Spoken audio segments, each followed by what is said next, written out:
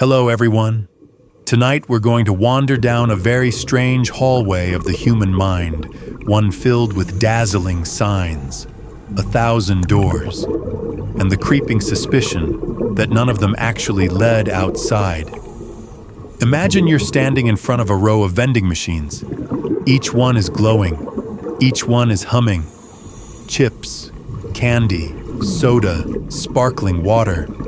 Some weird new thing that's labeled plant-based neurosnack. A galaxy of options. You make a choice. But what if I told you that all those machines are stocked by the same company, that no matter which button you press, the profits flow to the same boardroom, and worse, that your hand was nudged before you even arrived? You can either rethink everything or fall asleep without even noticing. So before you get comfortable, take a moment to like the video and subscribe, but only if you really like what I'm doing here. And if you're listening from a quiet little town or a sleepless city, drop your location and local time in the comments. I'd love to know where in the world this little mind-bending bedtime story found you. Now, turn down the lights. Maybe crank up the AC for some soft noise. And let's get started tonight. Section 1. The illusion of choice is a gentle trick with sharp consequences.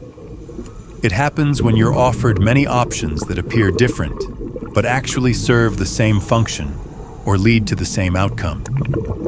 Think of it like being told you can pick any color car as long as it's black, just with different names. This concept has roots in manufactured consent, a term popularized by Edward S. Herman and Noam Chomsky.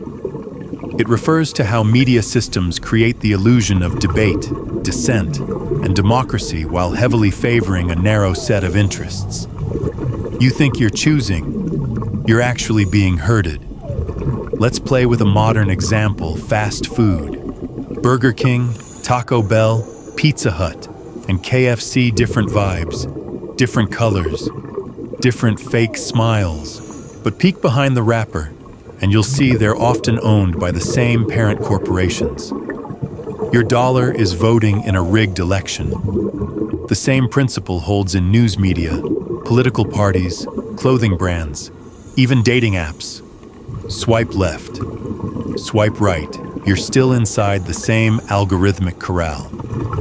Here's a weird fact. In 2017, researchers found that about 90% of U.S. media was controlled by just 6 companies. That's fewer than the fingers on your hand, unless you're a cartoon character, in which case it's closer to 3. Scientists still argue about how much this illusion affects public opinion. Some say people are smarter than we give them credit for. Others say our brains are simply not wired to detect manipulations at scale. After all, we evolved to spot lions in the tall grass, not monopolies in a stock portfolio. And that brings us to a quiet little trick called choice overload. The more options you're given, the less likely you are to choose anything at all. Ever freeze on Netflix for an hour and end up rewatching The Office for the 19th time? Yeah, that's your brain short-circuiting from too much freedom. But here's the sinister twist: if someone knows you'll freeze in the face of excess, they can flood the room with options and gently highlight one, like a magician nudging your eyes toward the Queen of Hearts, again and again. Or imagine you're at a cereal aisle, 50 kinds of flakes and pops and clusters, but the eye-level shelf? That's premium real estate rented out by brands who know kids will tug their parents' sleeves right there. You think you're choosing, but what you're actually doing is reacting. Let's break this down with a very quick metaphor. Say your thoughts are a shopping cart. Every time you believe you're steering, you're actually just following a trail of invisible magnets. These magnets are shaped like urgency, repetition, and trust signals. Some are even old memories you forgot you had. It's like trying to walk in a straight line while someone gently tilts the floor. Now, here's a joke to lighten the mood before we dive deeper. A philosopher walks into a bar and the bartender says, "What'll it be?" The philosopher pauses. "I'll have free will." Bartender nods. "Sorry, we don't carry that, just Coke or Pepsi." "Don't worry, you're not doomed. Just aware now. Because once you start noticing the illusion of choice, you stop being hypnotized by it. You realize the difference between a real decision and a menu that's already been edited. The trick isn't in having infinite options, it's in knowing who curated the list. So next time you scroll, browse, tap, or vote pause, tilt your head sideways like a confused puppy. Ask who benefits from me picking this, that moment of doubt. That's where your actual freedom lives. And now, as the background hum of your room grows softer and your eyelids get heavier, you find yourself at the end of a corridor filled with signs. They were all lit brightly just a moment ago. But now, the lights are dimming, one by one, and somewhere in the distance, a door opens not because you chose it, but because you finally stopped trying. Section 2. You're on a stage now. You didn't agree to be, but there you are under a beam of light that pins you in place like a butterfly. The rest of the room is pitch black. You feel every eye on you, every breath, every blink, every possible wardrobe malfunction. But what if I told you, no one's watching? This is what psychologists call the spotlight effect, the tendency to vastly overestimate how much other people notice and care about your actions, appearance, or mistakes. You trip in public and think it's the end of your reputation. In reality, no one even noticed. Or worse, they saw it, immediately forgot, and went back to wondering if they left the stove on. The spotlight effect was coined in 1999 by Thomas Gilovich and colleagues, who asked students to wear an embarrassing t-shirt Barry Manilow, to be precise and then estimate how many others noticed it. Turns out, participants thought twice as many people saw them as actually did. Now let's mix that with power, politics, and mass control. When you feel like you're constantly being watched, you behave differently. You self-regulate. You become cautious. You dress the part, speak the script, shrink a little. In ancient times, rulers used watchtowers. Today, we have cameras, comment sections, and a billion little glowing rectangles watching your every scroll. Here's the trick: you think you're under the spotlight, but most of the time, the spotlight is programmed to follow you, and not because you're special, but because it keeps you from wandering. Scientists, surveillance experts, and sociologists still argue about the effects of constant observation. Some say it creates healthier, more responsible societies. Others say it creates a panopticon, a prison design, where inmates can't tell if they're being watched. So they just behave as if they are. It's cheaper than guards, and scarier. Imagine a world where people voluntarily narrate their every move, what they're eating, how they're feeling, what side they took in the latest argument. Congratulations, that world is already here. Social media isn't a stage you visit, it's one you live on. And every like a tiny applause cue to keep performing. Want a weird story? In 2012, researchers discovered that when Facebook subtly tweaked people's news feeds to show more negative content, those people became measurably more negative in their own posts. That's emotional manipulation, in real time, invisible and automated. Now here's where it gets wild. The spotlight effect doesn't just shape your behavior, it makes you easier to guide. You begin to censor yourself before anyone else even says a word. You choose the safe opinion. You say the acceptable thing. Not because you believe it, but because you're afraid of being seen believing something else. You can almost hear it now. What will people think? Will this go viral for the wrong reason? Am I about to get canceled for liking pineapple on pizza? Let's lighten things up with a joke. Why don't surveillance cameras ever fall asleep? Because they're wired for sound judgment. Yes, it's a groaner. You're allowed to groan quietly into your pillow, and still this fear of attention creates a paradox. You don't want to be seen, but you also don't want to disappear. So you curate yourself, polish your angles, rehearse your authenticity, a walking contradiction in high def. Back to our sleepy little tale, you're on that stage again. The light's still on you, or so you think.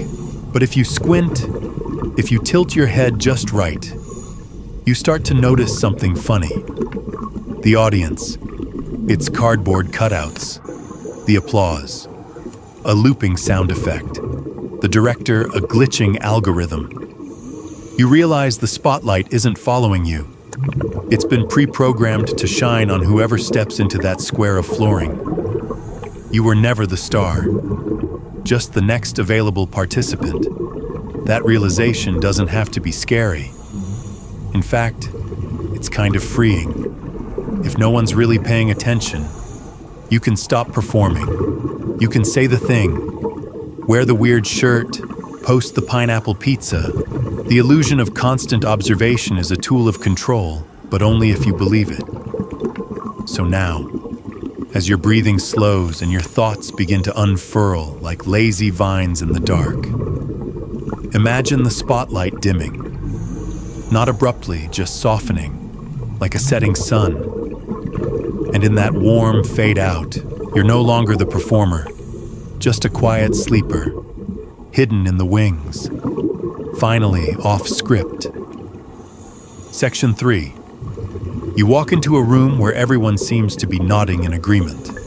Their faces glow with conviction. Their signs match. Their slogans rhyme. Even the silence feels organized. You wonder, am I the only one who doesn't get it? But what if I told you that everyone is a trick? This section is about the manufactured majority, a psychological tool that creates the illusion that a certain opinion, behavior, or belief is held by the overwhelming majority, even when it isn't. It's the feeling that everyone thinks this, and if you don't, well, maybe just keep your mouth shut. Here's a gentle definition. This tactic works through repetition, social proof, and selective amplification. News headlines repeat the same angle. Comment sections highlight the loudest takes. Polls get worded like loaded questions. Over time, the message is clear. Disagreeing would make you weird, wrong, or worst of all, alone. Still don't believe it. Here's a weird fact. In 1951, Solomon Asch conducted a famous experiment where participants were asked to match the lengths of lines. The answer was obvious until people were surrounded by others, actually actors, who gave the wrong answer. 75% of participants conformed at least once, even though they knew it was wrong. Now scale that up to 1 billion people and an internet connection. In online spaces, the illusion of the majority is often created by bots, sock puppet accounts, and paid influencers. A topic trends not because it's organically popular, but because it was made to look like it was. The more you see it, the more you believe it. And the more you believe it, the more likely you are to repeat it. Sociologists still argue about whether this kind of bandwagoning is a temporary social glitch or an evolution of how we form group identity. Either way, the moment you feel outnumbered, you're less likely to speak up. That's silence. It's strategic. It reinforces the illusion. Let's paint a quick picture. Imagine you're in a stadium. There's a massive screen that says 99% of people agree. Cameras zoom in on faces smiling and clapping. But what you don't see is the 10,000 people who left before the show started. Or the quiet ones who disagreed but never held up their signs? Or you wondering if you should just sit down and clap along? Now here's where things get sinister. If I can convince you that your view is fringe, even if it isn't, I don't have to debate you. I just have to isolate you. Here's a joke to break the tension. What do you call a room full of people who all agree on everything, a brainstorming session in North Korea? Too dark, sorry. Let's lighten it with a little game. Think of a belief you had 10 years ago that you knew was true. Now think of how that belief changed. Was it because of facts? Or because the people around you started saying something else? Manufactured majority doesn't just control what you say. It warps what you believe over time. Not through force, through a whisper that grows into a roar. Remember the cereal aisle metaphor. This is like that, but with opinions. And here's a trick they often use: pluralistic ignorance. That's when everyone assumes they're the only one who disagrees, so no one speaks up. Meanwhile, everyone else is also pretending to agree because they think they're alone. It's a feedback loop of quiet compliance. A famous real-world example. The fall of oppressive regimes often surprises the media because they believed the hype. But behind closed doors, people were simmering with doubt, just waiting for one voice to crack the spell.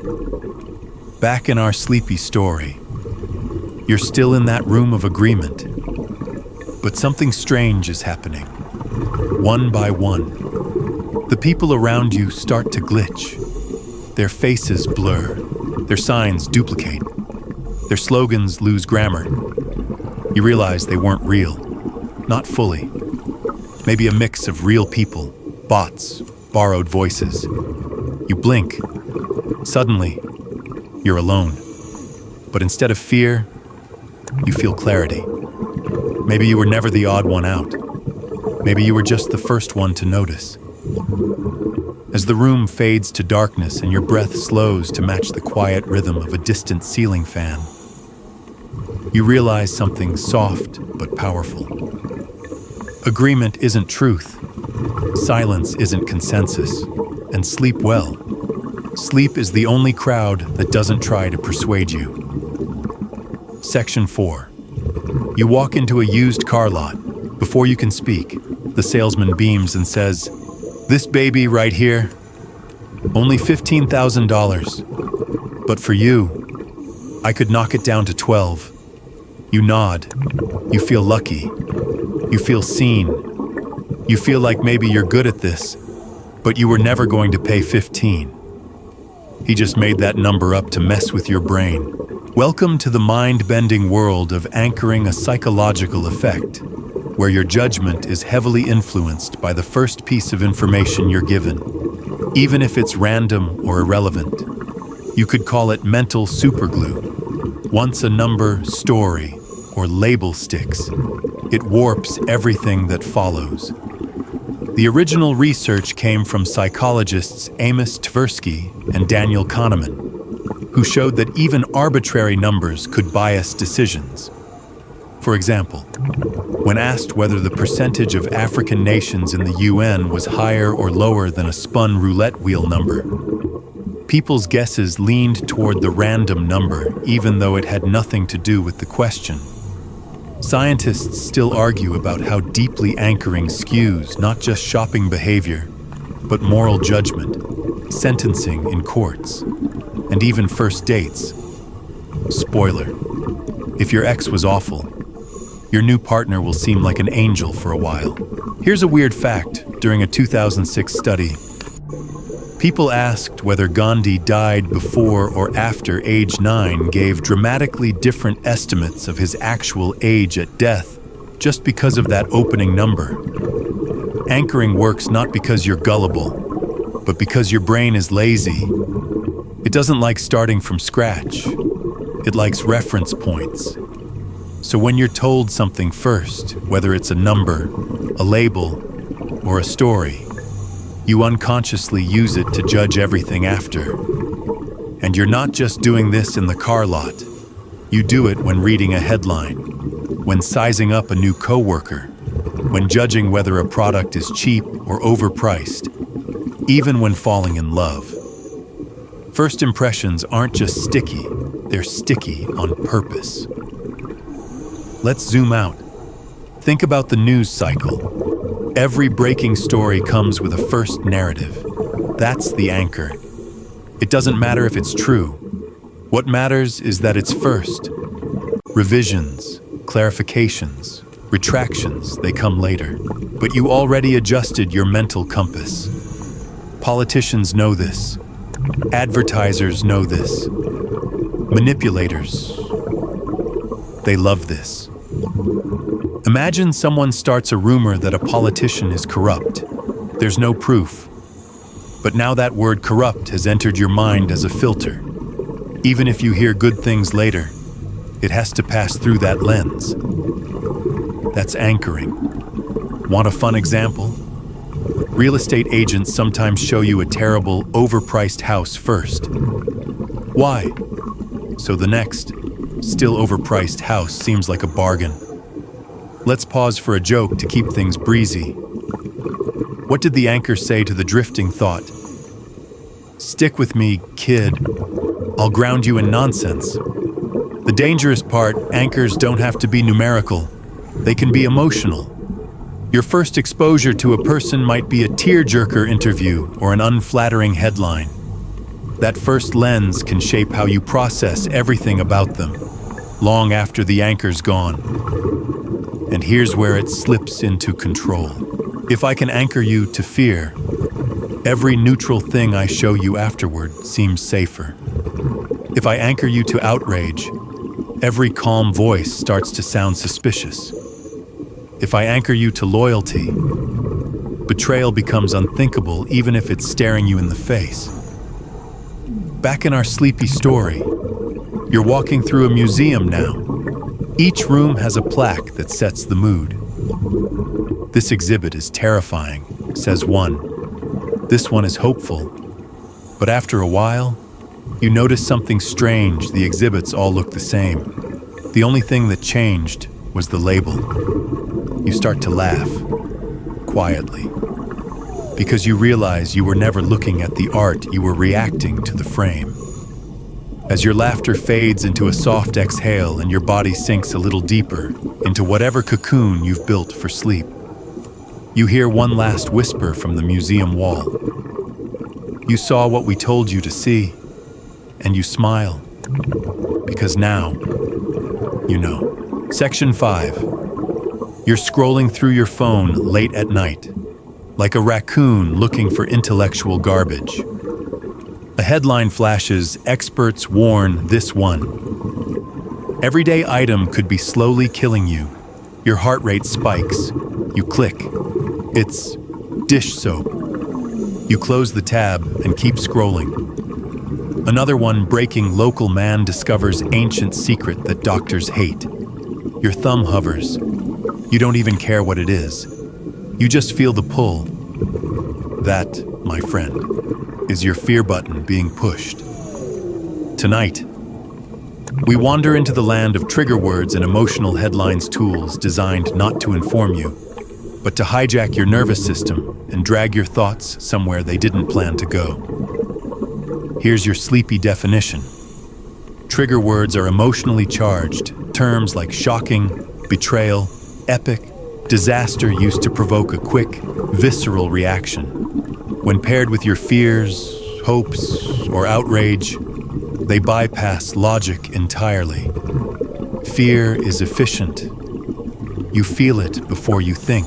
That's thanks to your amygdala, the brain's ancient alarm system. It's like a cave-dwelling intern who smashes the panic button before upper management even gets the memo. Here's a weird fact. A 2017 MIT study found that false stories spread 6 times faster than true ones on social media because they trigger stronger emotional reactions, especially fear and disgust.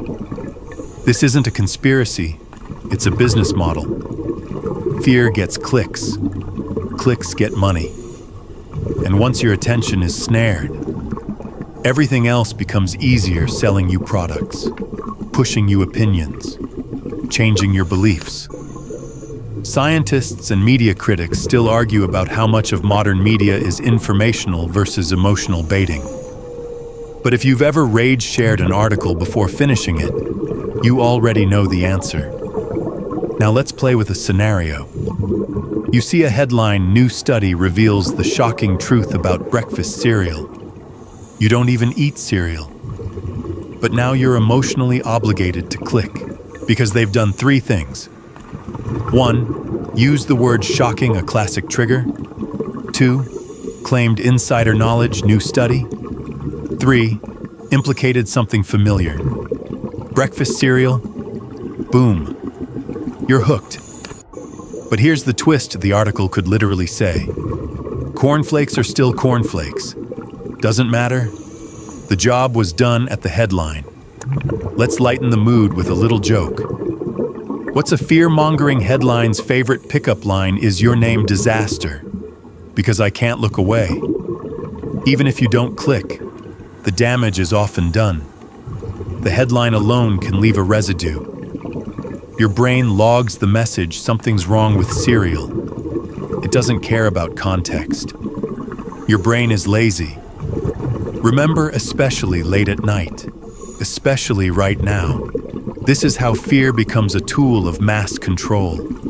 Not through huge events, but through thousands of tiny, sticky moments of unease. Fear shapes attention, and attention shapes reality. Imagine a society where every screen flashes urgency, where every sentence ends with an exclamation mark, where silence feels like something must be wrong. You don't need a dictator, just enough bad headlines. Here's a trick used in marketing and politics alike: message saturation. You don't just see the scary word once. You see it across platforms, TV, Twitter, ads, memes. It creates emotional gravity. Soon, you don't remember where the fear came from. You just carry it with you like lint on your brain's sweater. Now drift back into our dreamy metaphor. You're walking through a hallway of glowing words. Each word pulses with emotion, danger, betrayal, miracle, secret. You reach out to touch one and feel a tiny static shock, just enough to keep moving. But then, up ahead, you see a word that doesn't glow. It's just there, breathe. It doesn't scream. It doesn't blink. It just waits. And as you look back, you realize the glowing words were just projections on fog. They looked real, but they had no weight, no center, just heat and light. And slowly, like someone turning down a dimmer switch on your anxiety, you step through the fog into the quiet, where no one's trying to make you feel anything, and you breathe. Because the most radical act in a world full of triggers might be not reacting. Section 6. You're at a dinner table. Someone says something mildly controversial like, "I actually don't like dogs." Suddenly chairs shift, eyes squint. The mood tightens like a sweater in the dryer. Then someone else raises a glass and says, "Well, at least we can all agree that cats are superior." Laughter erupts. The room relaxes. The outgroup is defined. The mood is saved. You've just witnessed the quiet violence of us versus them. This is one of the oldest psychological tools in the book Tribalism. Humans are social creatures with a primal instinct to form groups for survival.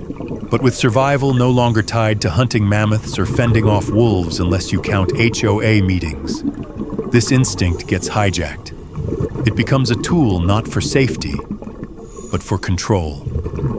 Us versus them thinking is simple. You elevate your group us by vilifying another them. It's emotionally satisfying, requires no deep analysis, and best of all, it keeps people together through shared opposition. Here's your definition. tucked gently into your pillow. Binary tribal narratives reduce complex issues into black and white stories, good versus evil, us versus them, truth versus lies, making you more susceptible to manipulation and less likely to seek nuance. Scientists and sociologists still argue about whether tribalism is an unavoidable side effect of evolution or a hackable vulnerability.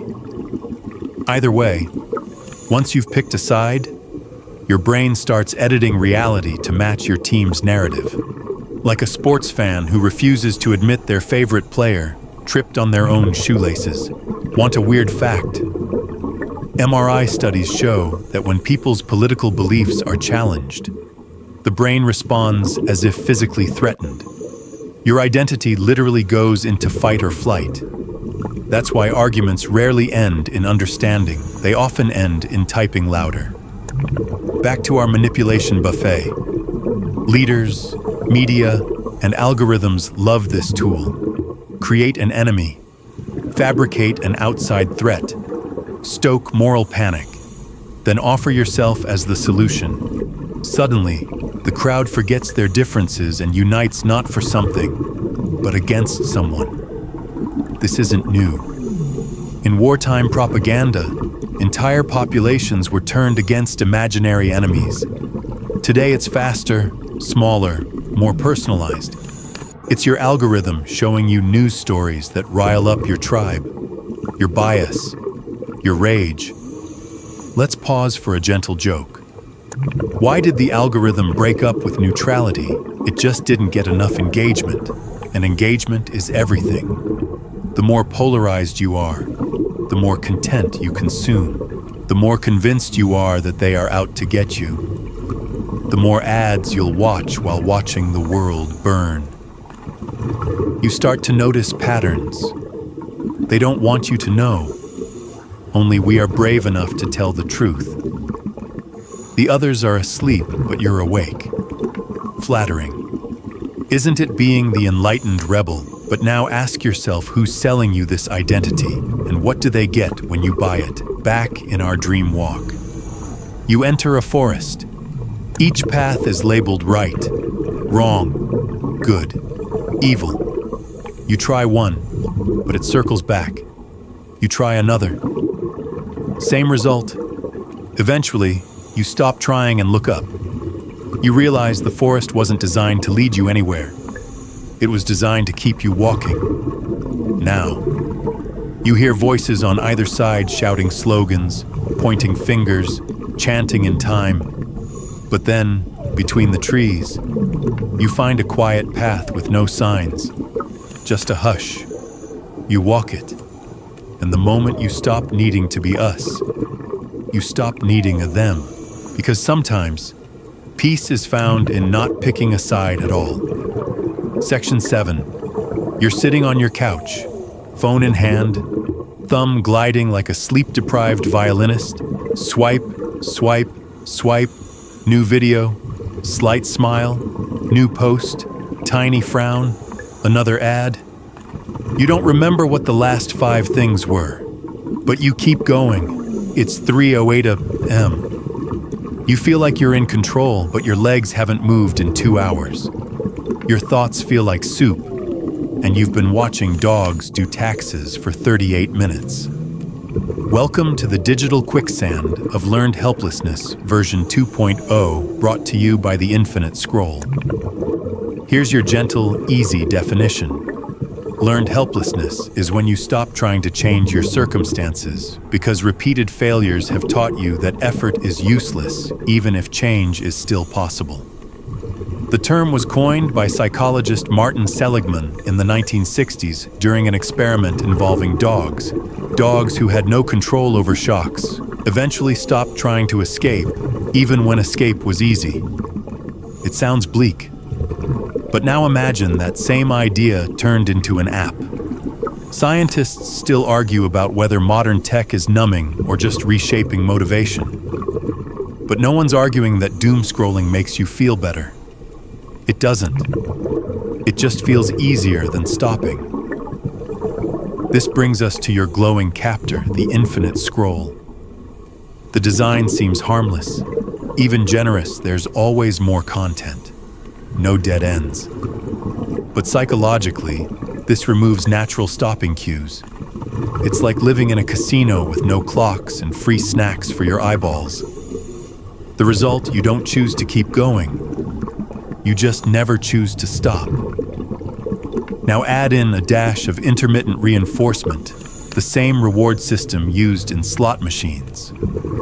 You don't get a dopamine hit every time, just occasionally. And that unpredictability keeps you chasing the next hit. This is called variable ratio reinforcement, and it's extremely addictive. Want a weird fact? The average person touches their phone 17 times a day. That's more than your own face, your steering wheel, and probably your cat combined. So how does this all tie into control? If I can get you to the point where nothing seems worth changing, where the only movement is your finger, then I don't have to control your actions. I've outsourced that. Now, you're managing your own sedation. And here's where it gets extra slippery. The helplessness doesn't feel bad. It feels comfortable. It feels like, I'll read one more thing. It feels like, I'll start tomorrow. It feels like falling asleep with your eyes open. Let's lighten things up with a joke. Why did the scrolling zombie refuse therapy? Because it couldn't find the end of the session. This isn't about blaming yourself. The system is designed to keep you passive. If you don't know how to stop scrolling, that's because it was engineered to be bottomless. In the physical world, you walk through a museum, you exit. In the digital world, the museum follows you home, whispers to you in bed, and eats your time while pretending to give you information. Back to our dream story, you're in a library now. But instead of books, every shelf holds screens. Each screen lights up when you pass. Each one says, "Keep looking." But the titles start repeating. The messages blur. You see the same faces in different fonts. Eventually, you notice there are no doors, just content. Then, you do something radical. You sit down, you stop, and you close your eyes.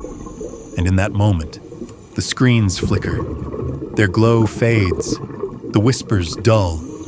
You weren't trapped. You were just distracted. And that, my sleepy traveler, is the first real choice you've made all night. Section 8. You're at a company party. Everyone's sipping punch that tastes vaguely like regret. A man in a turtleneck says, "I volunteer at 3 different nonprofits." Someone nods solemnly. "I only buy local produce even when I travel." You panic. The last good deed you did was holding the elevator for someone who didn't say thank you. You think, am I a bad person? Now you're tangled in the velvet ropes of moral credentialing. The psychological trap where doing or appearing to do one good thing gives people a pass to behave worse afterward. Here's your sleep-friendly definition. Moral credentialing happens when people believe their past moral behavior gives them license to act unethically or insincerely later. It's like building karma points, then spending them at the denial spa. This concept was studied by psychologists Monin and Miller in the early 2000s. Participants who first affirmed their non-prejudiced credentials were more likely to make biased choices immediately afterward. Why? Because they'd already convinced themselves they were good people. Scientists still argue about whether this is subconscious justification or strategic image control. But what they agree on, it works frighteningly well, especially when the performance happens in public. Welcome to performative goodness, the trendier, more Instagram-able cousin of moral credentialing. It's less about being good and more about looking good strategically, loudly, and with excellent lighting. Imagine a celebrity posts a black square for a social cause, then flies a private jet to a conference on climate change. Or a corporation runs a heartwarming ad about equality right before underpaying half their workforce. That's not hypocrisy, that's branding. And in the algorithmic age, virtue signals are currency. Every share, like, and tear emoji is a mini endorsement. A moment of, I'm one of the good ones, too. But if everyone's performing, who's doing the actual work? Let's sprinkle in a weird fact. In one study, people who expressed support for a charity publicly were less likely to donate privately than those who kept their views to themselves. Why? Because the performance scratched the itch. The ego had already eaten. Now, let's not get too cynical. Sometimes public goodness is genuine, but when it becomes strategic, it can be used to silence dissent, deflect criticism, or manipulate perception. It sounds like, how can you say I'm wrong? Look at all the good I've done. I've been an ally for years. I get a pass. We gave to charity. Why are you still protesting? It's a neat little trick, moral camouflage. And it works not just for individuals, but for governments, brands, institutions. One good action becomes a shield against scrutiny. You question it. You're the jerk. You're against the good cause. You must be one of them. Let's take a little joke break before this punch gets too strong. Why did the social media influencer get kicked out of the ethics club?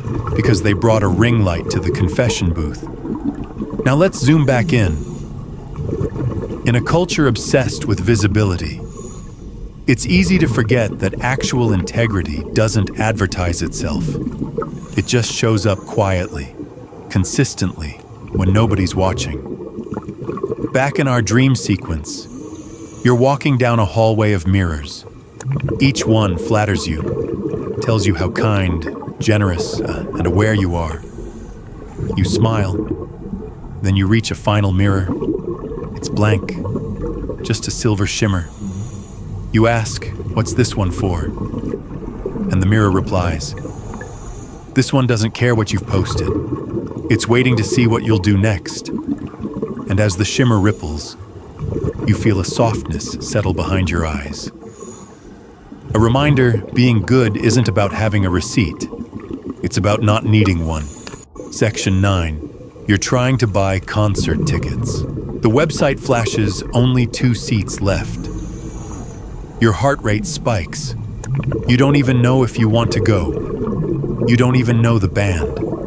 But suddenly, this feels like the last lifeboat off the Titanic. Congratulations. You've just been weaponized by scarcity. Let's tuck in a gentle definition for your subconscious to nibble on while you drift. Scarcity is the psychological principle that we assign more value to things that appear limited in availability, whether it's time, quantity, or access. It's not about the thing itself. It's about how quickly it might vanish. This principle is so effective. It should come with a warning label. Scarcity activates the fear center in your brain again, that trusty, twitchy amygdala, and overrides your ability to weigh pros and cons. It turns maybe into must-have. Psychologists like Robert Cialdini, in his book Influence, described scarcity as one of the most persuasive tools in the world, especially when paired with urgency. Last chance. Only today. Sold out in hours. It doesn't matter what's being sold. You're buying the feeling. Let's try a weird fact in one experiment. Cookies taken from a nearly empty jar were rated more delicious than the exact same cookies from a full jar. Yes. We've been emotionally mugged by baked goods. And this isn't limited to products. Scarcity applies to information, attention, relationships. If someone is hard to reach, we assume they're valuable. If a post is exclusive, it feels more credible, even when it's nonsense in a tuxedo. Scientists still argue about whether scarcity is a deep-rooted survival reflex or just a social glitch that scalpers and clickbait have figured out how to exploit. Either way, it's working and it's everywhere. Take apps and platforms.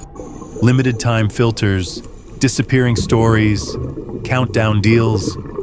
These are not features. These are panic buttons dressed as entertainment. Want to see how deep it goes? Watch how people react when their favorite influencer takes a break. Suddenly, their content feels precious. Reposts surge. Archives get rewatched. Why? Because people fear they're losing access, even temporarily. The principle is even sneakier in social settings.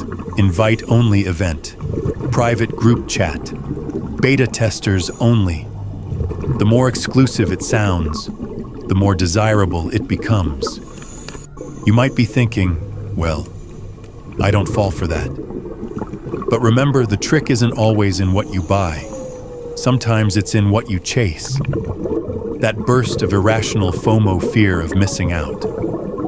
That's not just a feeling, that's behavioral leverage. Let's pause for a joke. Why did the emotionally manipulated buyer cross the road? Because the sign said, only one chicken left on the other side. Dark, maybe. True, definitely. Back in our dream walk, you're now in a desert market. One merchant shouts, "Last bottle of water?" You rush over until you look beyond the stall and see an entire oasis, glimmering and full. The scarcity wasn't real. It was constructed. And you realize most of the pressure in your life hasn't come from genuine needs. It's come from manufactured urgency. You let the fake desert fade behind you. The heat cools. The silence grows soft again. And in that quiet space, you learn to ask the gentlest question, do I want this because it's rare or because it's real? Because in the world of psychological manipulation, the difference might be the only thing you truly own. Section 10. You walk into a crowded room, and before you say a word, you feel it, the mood. It's electric, or tense, or fake cheerful. No one told you what to feel, but somehow, you just do. That's not magic. That's emotional contagion, the invisible current that carries one person's mood through a crowd like a yawn in a quiet classroom. Here's your tucked-in definition for tonight. Emotional contagion is the phenomenon where people unconsciously catch emotions from others through facial expressions, voice tones, body language, or even text online. You mirror what you observe, whether you realize it or not. You don't even need to understand the emotion. Your nervous system runs its own empathy software. If someone near you is anxious, your body prepares for danger. If they laugh, your lips twitch. If they sob, you feel it like static on your skin. Now add the internet. Suddenly, you're not just catching emotions from people in your living room, you're absorbing them from millions of strangers through memes, videos, hashtags, and headlines. This isn't just an information network, it's an emotional weather system. Weird fact, incoming in 2014, Facebook ran a covert experiment on nearly 700,000 users by tweaking their news feeds to show more positive or negative content. The result? People's own posts became noticeably more emotional, matching the tone of what they were fed. Scientists still argue about the ethics of this study, but no one debates the conclusion our emotions are networked. That angry rant you read this morning, it didn't just irritate you, it might have shifted your whole emotional filter for the day. That hilarious viral meltdown, you didn't just laugh, you carried its residue into your next conversation, whether you wanted to or not. The scariest part, you think these feelings are yours, but they might just be echoes from someone else's feed. Now enter the manipulators. If I want to guide your behavior, I don't need to convince you intellectually. I just need to steer the emotional current you're floating in. Outrage, fear, tribal pride, longing, pick one, amplify it. Let it spread, sit back. Because when people are emotional, They're easier to direct, not because they're weak, but because emotions shortcut deliberation. If logic is chess, emotion is pinball. Let's lighten the room with a little joke. What did the viral meme say to the rational argument? Sorry, I got here first and I brought friends. In digital spaces, this contagion is constant. A sad song on TikTok. Now you're melancholy. A storytime rage video. Now you're furious at a stranger's ex from another country. And the cycle repeats. Consume, absorb, spread. All while thinking I'm just being myself. But in the background, the algorithm is watching what makes you feel. That's what keeps you engaged. And the more you engage, the more data it has to predict and even sculpt your next emotion. It doesn't have to make sense. It just has to hit. Back in your dreamlike journey, you find yourself walking through a glass tunnel, surrounded by colored lights. Each section of the tunnel bathes you in a different hue: red for anger, blue for sadness, gold for hope, green for envy. You feel your mood shifting with the light, but then you stop. You realize you're not choosing these colors. They're being programmed into your path. Your feet kept moving, but your feelings were led. You turn around. You step into the dark. No light, no color, no guidance. At first, it's confusing, but then calm. Your own feeling, unborrowed, unboosted, because the truest emotion might be the one that doesn't trend. Section 11. You're walking down a city sidewalk and suddenly everyone in front of you looks up at the sky. No one says anything, but they all stop. They stare. You stop, too. You look up. You don't even know what you're looking for. You just don't want to be the idiot who didn't. Welcome to the strangely powerful domain of social proof, the invisible groupthink guide that tells you what's normal, acceptable, and real. Here's your sleepy-friendly definition. Social proof is the psychological phenomenon where people copy the actions of others in an attempt to behave correctly in a given situation, especially when they're uncertain. It's the brain's way of outsourcing decision-making to the group. It's why people read restaurant reviews before booking a table. Why YouTube videos with more likes seem better. Why a long line outside a club makes you think it's worth lining up for. Back in 1935, a psychologist named Muzaffar Sharif demonstrated this by placing participants in a dark room and asking how far a stationary point of light moved. Alone, people gave wildly different answers. In groups, those estimates quickly converged. People aligned even when there was nothing to align to. Scientists still argue about whether social proof is a necessary part of collective intelligence or a dangerous amplifier of error. Either way, it makes human behavior contagious. Want a weird fact? In 1969, social psychologist Stanley Milgram, that Milgram conducted a simple experiment. He had one person stop on a New York sidewalk and look up at nothing. Almost no one else reacted. But when 5 people did it together, 80% of passersby stopped and looked up. 2. So what happens when this natural herd behavior gets hacked? Let's say you run a bot farm. You flood a new product with fake 5-star reviews. Suddenly, it becomes a bestseller, not because it's good, but because it looks like people love it. And real people follow fake cues. Or let's say you want a political idea to gain traction. You don't need to change minds. You just need to make it look popular: memes, retweets, trending hashtags. Now it feels safe to agree, because other people are already doing it.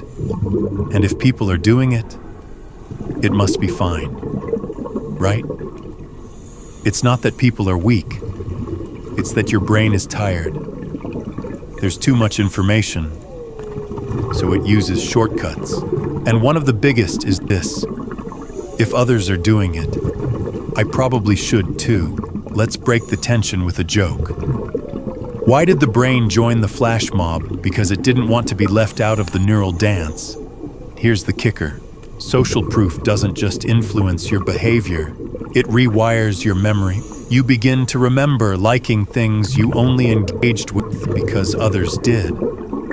You believe you arrived at ideas independently when really, they were crowdsourced into your mind. That's the scariest part. Not that you follow the herd, but that you don't remember not following it. Back in our sleepy storyscape, you find yourself walking in a crowd. No one's speaking, but you all move the same way. At first, it feels comforting, predictable, safe. But then you notice something odd. No one's leading. The crowd turns, pauses, sways, but there's no guide, just endless mutual mimicry. You try stopping. The crowd flows around you, you try walking the other way. No resistance, but no one follows. And that's when it hits you. The crowd wasn't controlling you. You were matching it. And matching is only a cage when you forget you're doing it. So you step off the path into a little patch of quiet. The silence feels strange at first, like forgetting a word, but then it deepens into something better than direction stillness. Because sometimes the most radical thing you can do isn't fight the crowd, it's stop pretending it knows where it's going. Section 12. You're trying to explain your point of view, but every word you use feels loaded. You say freedom, and someone hears rebellion. You say security, and someone hears control. It's like arguing while playing Scrabble with invisible tiles. Every word already means something else. Welcome to the foggy battleground of semantic infiltration and framing, where control isn't seized with weapons or votes, but with language itself. Let's start with your gentle bedtime definition. Semantic infiltration is the process by which the language of one group gradually becomes adopted, often unknowingly, by others, shaping how people think about an issue. Once you accept someone's words, you begin to accept their worldview. This concept was coined by military strategist Stefan Posany in the 1980s, warning that if you let me define the words, I will win the argument. Think about the term collateral damage. Sounds abstract, doesn't it? Almost like a math problem, but it means dead civilians. And yet, by using the softer phrase, the horror becomes palatable, sanitized. Scientists and linguists still argue over how powerful framing is. But behavioral economists like George Lakoff have shown that even small shifts in phrasing can dramatically affect perception. For example, support for a tax goes up when it's called a revenue contribution, and down when called a government fee. Same idea, different frame. Want a weird fact? In one study, participants were asked whether they'd support military action. Half were told it would cause 500 people to die. The other half heard 500 people will be saved. The majority preferred the saved option, even though the math was identical. That's framing at work, emotions before logic. And when institutions, media, or influencers set the frame, your choices are limited by the vocabulary itself. It's not just what you believe, it's what you're allowed to believe within the available language. This is why heated debates often go nowhere. Both sides are playing chess on different boards, using pieces with different names. Here's a classic. Freedom fighter versus terrorist, pro-life versus anti-choice, undocumented versus illegal, woke versus politically correct versus social awareness. Each term isn't neutral.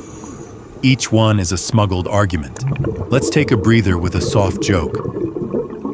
Why did the philosopher get kicked out of the word factory? Because he kept asking what factory really means.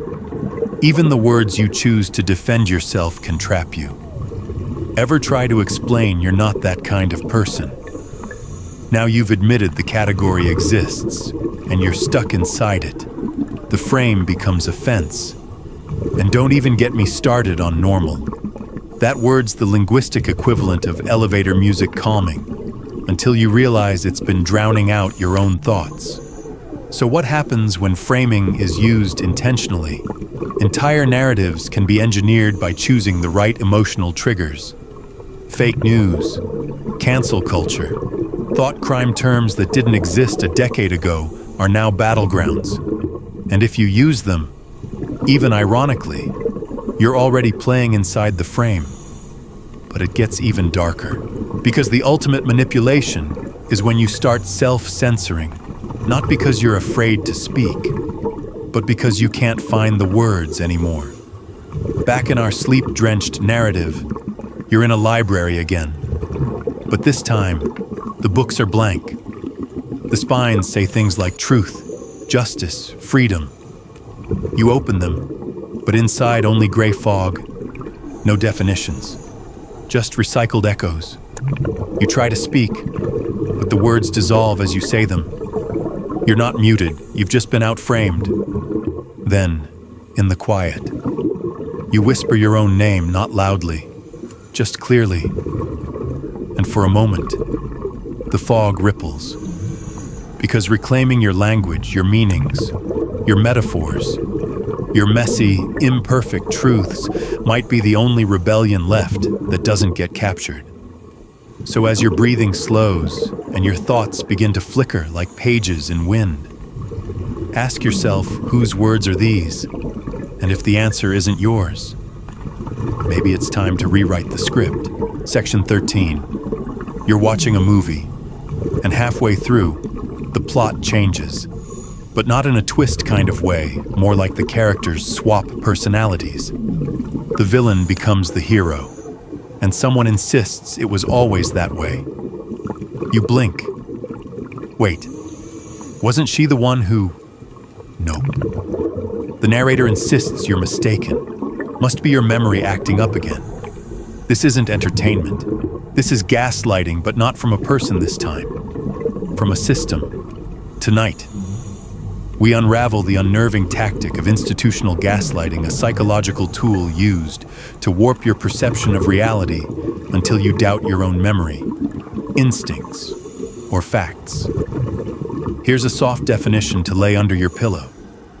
Gaslighting by design is when organizations, media, or cultural forces manipulate information, deny past events, or revise narratives to make people question their grasp on reality. It takes its name from the 1944 film Gaslight, where a man manipulates his wife into believing she's going insane by dimming lights, rearranging objects, and insisting she imagined it all. Now zoom out. Imagine that instead of a husband, it's an entire information ecosystem doing the rearranging. It sounds like that's not what happened. We've always been at peace with them. You're overreacting. That's not a real problem. If it were true, it'd be on the news. Here's a weird fact. In 1984, East Germany's secret police, the Stasi, maintained over 100,000 official employees and nearly 200,000 informants. One of their psychological tactics was called Zersetzung, designed to destabilize dissidents by subtly altering their environments and undermining their sense of reality. Imagine your toothbrush keeps moving, your mail vanishes, a friend swears you said something you didn't. Now scale that to your newsfeed. Scientists still argue about how much of modern media manipulation is intentional versus emergent from chaos. But either way, the effect is the same confusion becomes the default state. Why? Because if you're confused, you're less likely to act, less likely to resist, you'll scroll instead of scream. And the most terrifying version, when the revision is internal, you begin to doubt your own past. Maybe you did misremember that protest. Maybe that report was debunked. Maybe you were overreacting about the footage you saw. Maybe.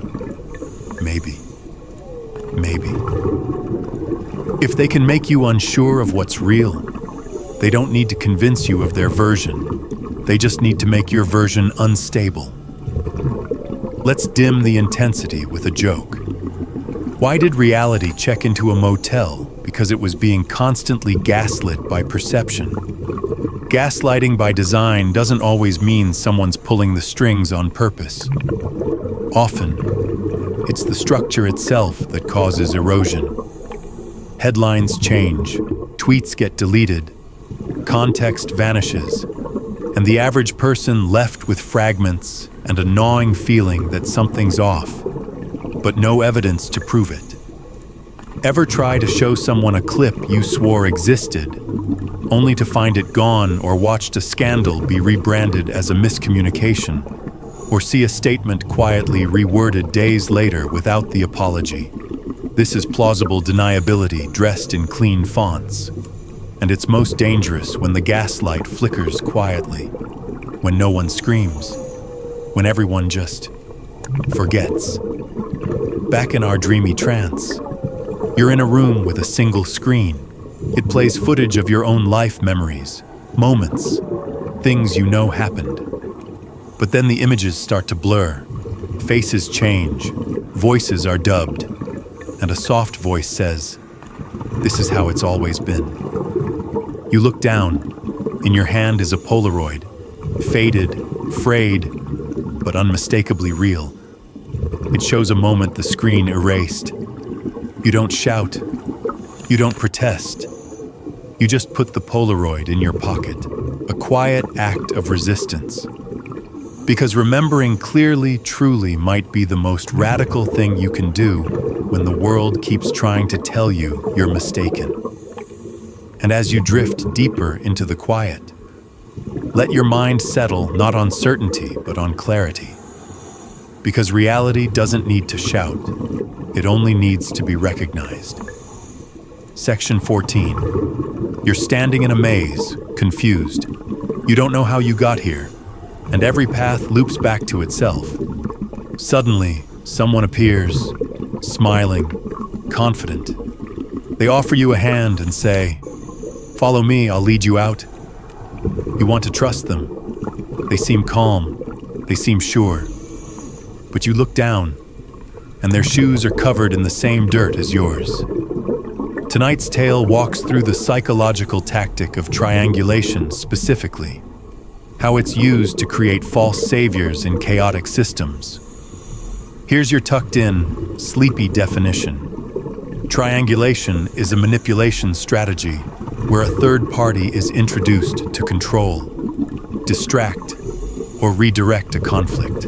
It creates dependency, confusion, and the illusion that the manipulator is the only one who understands or can resolve the issue. It's often used in toxic relationships. Person A pits person B and C against each other, presenting themselves as the peacemaker or rescuer. But zoom out, and you realize person A caused the conflict to begin with. Now scale that to politics, media, global narratives. It works like this. 1. Stir unrest or fear. 2. Introduce a villain. 3. Enter the hero. 4. Repeat forever. Want a weird fact? Narcissistic leaders often use triangulation not just interpersonally, but socially, creating crises that only they claim they can solve. Problem, reaction, solution, all controlled by the same hand. And here's the twist: the villain might be real. That's what makes the tactic effective. But the hero, the one offering protection, guidance, clarity, they're often part of the same script. Scientists, psychologists, and propaganda experts still argue about whether this strategy is always conscious. But history shows it repeating in eerie patterns. A threat appears, a savior rises, The crowd cheers. The threat returns, slightly renamed. And you, the viewer, are caught in a loop. You need the protector. You trust the narrator, because the story never gives you the tools to walk out on your own. Let's pause for a joke to lighten the mind fog. Why did the false savior start a fire because he wanted a reason to sell you a hose? That's how it works. Emotional dependency masquerading as leadership. You're told, they're the problem. Only I can fix it. Without me, everything will collapse. Over time, you don't just believe it. You feel grateful for the very person who helped build the fire in the first place. And this isn't limited to presidents and pundits. It happens in companies, families, fan communities. Anyone who builds status by positioning themselves as the answer to a problem they helped create is wielding triangulation like a scalpel.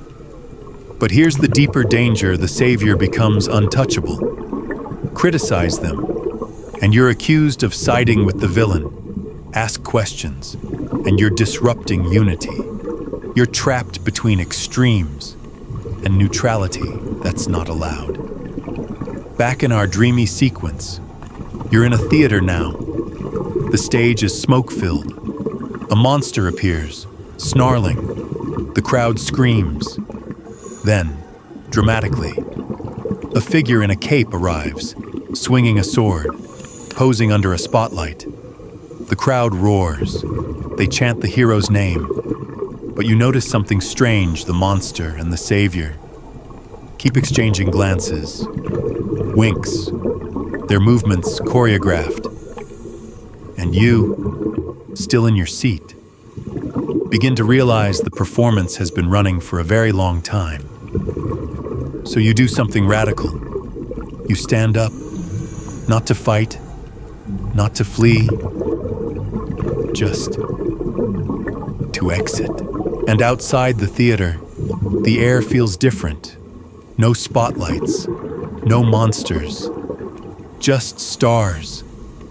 Because sometimes, the way out of the maze is to realize it was designed to keep you lost, so you'd feel lucky when someone pretended to find you. And now, as your breath slows and the last illusion slips off like an old costume, you feel something rare. No one is saving you. And for once, that doesn't feel scary. It feels like freedom. Section 15. You stand before a mirror, but something is off. Your reflection smiles before you do. Its eyes don't match yours. Its mouth speaks, but you don't hear your voice. You tilt your head, and so does it, but not in the same way. Not exactly. This is the weaponized mirror, the final psychological tool we're drifting into tonight. The one that doesn't manipulate crowds or shape emotions from a distance. No. This one rewrites you. Here's your final, soft, dream-ready definition. The weaponized mirror is the manipulation of self-identity through constant reflection and curated feedback, until you begin to perform a version of yourself that no longer belongs to you, but to someone else's expectations. Unlike fear or tribalism, this isn't imposed from outside. It's grown inside you, like ivy on a wall. You internalize what they think of you. You anticipate how you'll be seen, and you begin to preemptively become that image. In psychology, this echoes concepts like self-objectification and social mirroring, when your sense of self becomes shaped not by who you are, but how you're perceived. You see yourself through their eyes. And then, you get stuck. Want a weird fact? In one study, people performed worse on cognitive tasks when a mirror was placed in front of them because being visually reminded of the self increased self-consciousness and reduced mental bandwidth. It's like your brain splits: one part acts, the other part watches. Now imagine that mirror isn't literal. It's your social media profile, your performance review, your relationship dynamic, the cultural identity someone else assigned to you at birth. And Then slowly, without noticing, you start editing yourself. You shrink the loud parts. You polish the messy ones. You crop the frame. Not because you're lying, but because the mirror only shows what it expects. Manipulators love mirrors, not because they care about who you are, but because if they can distort your reflection just enough, you'll do the rest of the work for them. You'll self-correct, self-censor, self-betray. They don't need to pull strings when you're already dancing in the costume they handed you. Let's take a final joke, one for the dreamer's soul. Why did the identity thief return the mirror? Because it showed him too much truth. It's not all bleak.